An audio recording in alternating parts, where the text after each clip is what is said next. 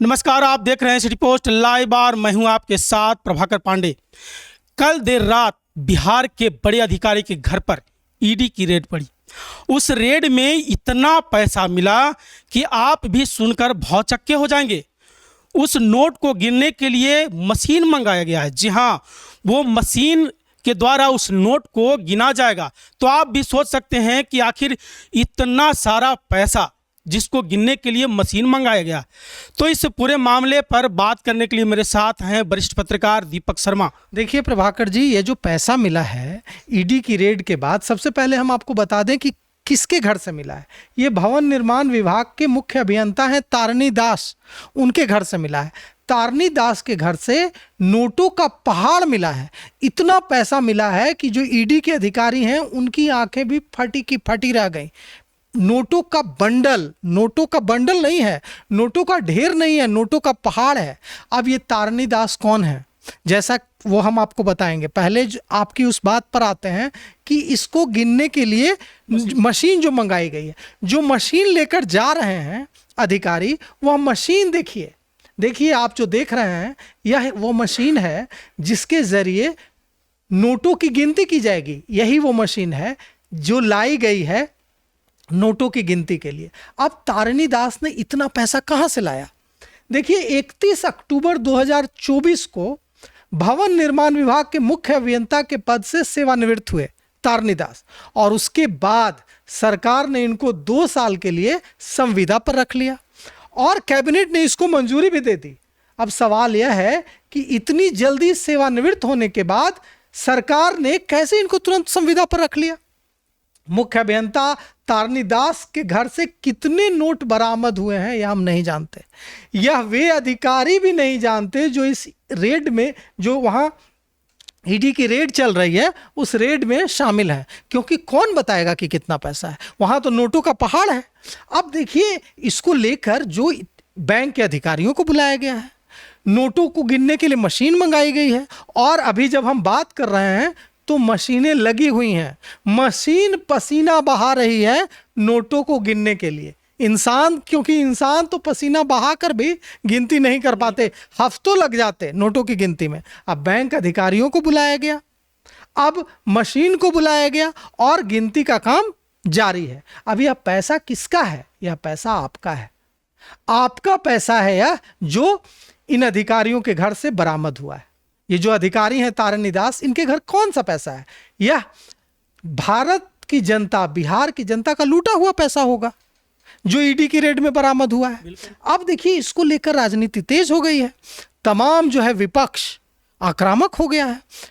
6-7 महीने बाद चुनाव है, ऐसे में विपक्ष के हाथ एक बड़ा हथियार मिल गया है। विपक्ष जो है डबल इंजन की सरकार को टारगेट कर रहा है, कह रहा है कि भाई वीरेंद्र ने कहा, राष्ट्रीय जनता दल के वरिष्ठ विधायक हैं, उन्होंने कहा कि यह तो बानगी है। बिहार के अधिकारियों के घर अगर छापा पड़े तो ऐसे पहाड़, तो अधिकांश अधिकारियों के घर से ऐसे पहाड़ बरामद होंगे। इन लोगों ने बिहार को लूट लिया है। देखिए, और किसने क्या कहा हम आपको यह सुनाते हैं। भाई वीरेंद्र ने कहा, राजद विधायक अख्तरुल ईमान ने कहा कि भवन निर्माण विभाग के मुख्य अभियंता के यहाँ जो ईडी की छापेमारी में नोटों का पहाड़ मिला है, यह अरबों रुपए की संपत्ति मिलेगी उनके घर से अगर जांच होगी तो। और अगर दूसरे इंजीनियरों के घर पर भी अगर छापेमारी की जाए तो अरबों रुपए की संपत्ति मिलेगी। कह रहे हैं अख्तरुल ईमान, राष्ट्रीय जनता दल के विधायक, कि बिहार के तमाम विभाग में बड़े पैमाने पर लूट मची हुई है, और बिहार के मुख्यमंत्री क्यों नहीं मॉनिटरिंग कर रहे हैं, यह सवाल राष्ट्रीय जनता दल पूछ रहा है। राष्ट्रीय जनता दल कह रहा है कि बिहार भ्रष्टाचार का कैपिटल हो गया है। अगर जांच एजेंसियां सही तरीके से काम करें और रेड मारे तो जितना भ्रष्टाचार बिहार में हो रहा है उतना कहीं नहीं हो रहा है। अब यहाँ सवाल यह उठता है कि जांच एजेंसियों ने, देश की जांच एजेंसियों ने ही तो उजागर किया, कोई राष्ट्रीय जनता दल ने तो उजागर नहीं कर दिया। यह जो छापेमारी में जो नोटों का पहाड़ मिला है, इसे किसने उजागर किया?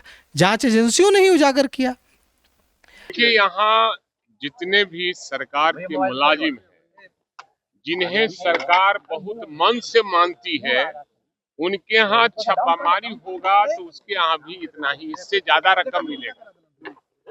और इस राज्य में जितना एनार्की है और इस राज्य में जितना भ्रष्टाचार है, देश और दुनिया में, चाहे बिहार में इस तरह का भ्रष्टाचार भ्रष्ट पदाधिकारी नहीं हुए थे।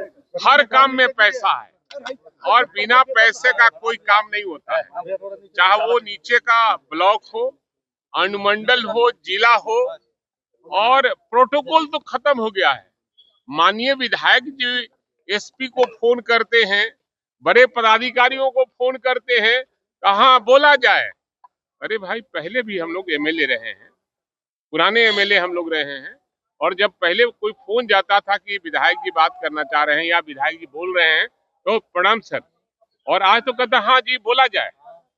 तो ये स्थिति असल में नीतीश कुमार जी माननीय मुख्यमंत्री है, उनका मानसिक संतुलन ठीक नहीं है और दो चार व्यक्ति ही सरकार को चला रहा है जो बिहार के गाढ़ी कमाई का पैसा लूट रहा है। और उसकी राजनीतिक इतिहास भी पढ़ लीजिए, उनका राजनीतिक इतिहास क्या है, सप्लायर की रही है। और सप्लायर लोग क्या करेगा, बिहार की जनता से प्रेम नहीं करेगा, आम आवाम से प्रेम नहीं करेगा, इसलिए सप्लायर लोग अपना सप्लाई करके अपना जेबी भरने का काम कर रहे हैं। और चूंकि मानसिक संतुलन ठीक नहीं है, सदन से उठकर लोग जाते हैं और माननीय मुख्यमंत्री को दवा खिलाते हैं कि क्या खिलाते हैं, और वो ठीक नहीं हो पा रहे हैं। अधिकारी इज्जत नहीं देते हैं विधायक मंत्री को क्या? अरे सही बात है, अधिकारी नहीं देते हैं कहीं भी। अधिकांश अधिकारी विधायकों का कोई सम्मान नहीं करते हैं, चाहे किसी पार्टी का वो विधायक, और सारा मैंने प्रोटोकॉल खत्म कर दिया। ऐसे देखा जाए तो बिहार के इंजीनियर वगैरह इतने बड़े पैमाने पे भ्रष्टाचार कर रहे हैं कि किसी जेई के यहाँ भी जाइएगा तो अरबों रुपए का संपत्ति मिलेगा। खुलेआम हम लोग विधायक हैं, तमाम इंजीनियरिंग सेल को देख रहे हैं, भवन निर्माण विभाग हो, ग्रामीण कार्य विभाग हो, तमाम विभाग, किसी पीएचडी विभाग हो, तमाम विभाग में बड़े पैमाने पे लूट चल रहा है, बड़े पैमाने पे घोटाला चल रहा है। क्योंकि मुख्यमंत्री नीतीश कुमार जी नियंत्रण करने, मॉनिटरिंग करने और उसको देख रेख करने में अक्षम है और किसी को कोई डर नहीं है। खुलेआम पैसा लेके काम बांटा जा रहा है, बड़ा मोटा कमीशन लेके काम किया जा रहा है। तो ये ईडी का छापा पड़ रहा है, इसके बारे में तो हम नहीं कह सकते हैं। तो अगर सही से जांच किया जाए, आपने देखा भी शिक्षा विभाग के एक छोटे अधिकारी के यहाँ छापा मारा तो 3-4 करोड़ का केवल कैश मिला। तो बड़े पैमाने पे बिहार जो है, आज ये कह सकते हैं कि बिहार जो है वो भ्रष्टाचार का कैपिटल हो चुका है आज के तारीख में। अगर सही तरीके से ईडी वगैरह जांच एजेंसियां काम करे तो इतना बड़ा भ्रष्टाचार का अड्डा पूरे देश में कहीं देखने को नहीं मिलेगा। ईडी ने एनडीए की मीटिंग पर ट्वीट किया है कि नौकरी खाने की और हकमारी की ये मीटिंग हो रही है, आरक्षण को खत्म करने की ये मीटिंग कर रही है। निश्चित रूप से आरक्षण के तो विरोध में ये लोग साजिश करते ही रहते हैं ना। अभी हम लोग यहाँ बिहार में जो आरक्षण बढ़ाए, 75% आरक्षण कानून बना करके पास किया बिहार विधानसभा में, हम महागठबंधन की सरकार, नीतीश कुमार ने नहीं, महागठबंधन की सरकार ने, जो हमारी राजनीति है, हमारी पॉलिसी है, हमारी सोच है, तो हम लोगों ने बिहार में किया, जिसको जैसे ही वो एनडीए में गए उसको खत्म कर दिया गया। तो ये तो साजिश हमेशा भाजपा के लोग, एनडीए के लोग ये करते ही रहते हैं कि जो भी इस तरह का आरक्षण व्यवस्था है, गरीब गुरबा के कल्याण की कोई भी बात, उसको योजनाबद्ध तरीके से कोर्ट का अड़चन लगा के हो या जो भी तरीके से हो खत्म करने की साजिश करते ही हैं। अब आया है राजद विधायक भाई वीरेंद्र का बयान। राजद विधायक भाई वीरेंद्र कहते हैं कि भवन निर्माण विभाग के मुख्य अभियंता के यहाँ से जो नोटों का पहाड़ मिला है, यह तो कुछ नहीं है, यह तो वानगी है। अगर और अधिकारियों के घर छापेमारी होगी तो इससे भी ज्यादा बड़ा पहाड़ नोटों का मिलेगा। वे कह रहे हैं कि बिहार में भ्रष्टाचार का जो आलम है उतना भारत में नहीं, पूरी दुनिया में कहीं नहीं है। बिना पैसे के यहाँ कोई काम नहीं होता। जिला जाइए, अनुमंडल जाइए, ब्लॉक जाइए, बिना पैसे के एक फाइल इधर से उधर नहीं होती। साथ ही वे अपना दर्द भी बयां कर रहे हैं। क्या दर्द है भाई वीरेंद्र का? भाई वीरेंद्र कह रहे हैं कि विधायक अधिकारियों का मन बिहार में इतना बढ़ा हुआ है कि जब कोई विधायक एसपी को फोन करता है तो एसपी इज्जत नहीं देते विधायकों को, कोई दूसरा अधिकारी इज्जत नहीं देता। तो ये जो दर्द है यह भी छलक रहा है विधायकों का। वे कह रहे हैं कि नीतीश कुमार की जो समय न दे पाने, एक्टिव तौर पर समय न दे पाने की वजह से अधिकारियों का मन बढ़ गया है और अधिकारी रिश्वतखोरी में दिन रात लगे हुए हैं, अपना जेब भरने की कोशिश कर रहे हैं। अब देखिए, ये जो भवन निर्माण के मुख्य अभियंता तारनी दास के घर पर जो रेड हुई है, हम आपको बता दें ये कहाँ हुई है। ये पटना के पूर्णेंदु नगर में यह रेड चल रही है। उनका जो आवास है तारनी दास का, वो पटना के पूर्णेंदु नगर में है, वहाँ यह रेड चल रही है। कहा जा रहा है कि सरकारी टेंडर को मैनेज करते हुए इतनी राशि जुटाई गई है। मतलब कहा जा रहा है ईडी की रेड के बाद कि यह जो पैसा, नोटों का पहाड़ बरामद हुआ है, यह सरकारी टेंडर को मैनेज करने, मतलब टेंडर को देने में गलत तरीका, किसी को फेवर करने से जो संपत्ति जुटाई गई है वही पैसा है। यह कहा जा रहा है कि इतनी बड़ी मात्रा में, इतनी बड़ी संख्या में जो नोट मिले हैं, उसके बाद जब पहले लगा कि बैंक अधिकारियों को बुला लिया जाएगा तो नोटों की गिनती हो जाएगी, लेकिन बैंक अधिकारियों ने अपने हाथ खड़े कर दिए। बैंक अधिकारियों ने कहा कि नोटों का पहाड़ अगर गिनने बैठेंगे हमारा सारा का सारा स्टाफ भी, तो ये तो हफ्तों का लग जाएगा। तो हम एक नहीं कई मशीनें लानी होंगी, और कई मशीनें लाई गई हैं और नोटों की गिनती चल रही है। अब उसके बाद हम लोगों को पता चलेगा कि कितना बरामद हुआ है। तो आप सुन रहे थे, नोटों का पहाड़ उस अधिकारी के घर पे जब ईडी का छापा मारा गया तो नोटों का पहाड़ मिला। मतलब कि बैंक अधिकारी भी अपने हाथ खड़े कर दिए कि हमसे गिनती नहीं हो पाएगा। अब मशीन मंगाई गई है और मशीन से नोटों का गिनती होगा।